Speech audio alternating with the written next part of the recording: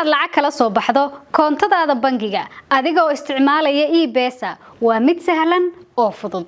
Si aad lacag ugala soo baxdo koontadaada bangiga, marka hore soo fur abka e-pesa. dooro qaybta sare ee ay ku qoran tahay withdrawal bank. kadibna dooro koontadaada bangiga ee aad rabto inaad lacagta kala soo baxdo. geli qadarka lacageed ee aad la soo baxaysid iyo sababta. kadibna next dhe. hubi oo xaqiiji hanaanka lacag shubashadaada kadibna taabo transfer.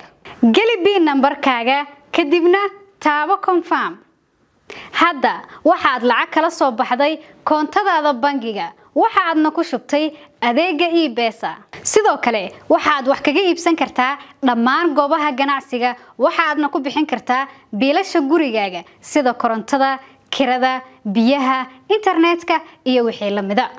waxa kale oo xusid mudan in aad ku isticmaali karto kaarkaaga casriga ah ee e-pesa Virtual Mastercard adiga oo kaga adeeganaya suuqyada online-ka ah.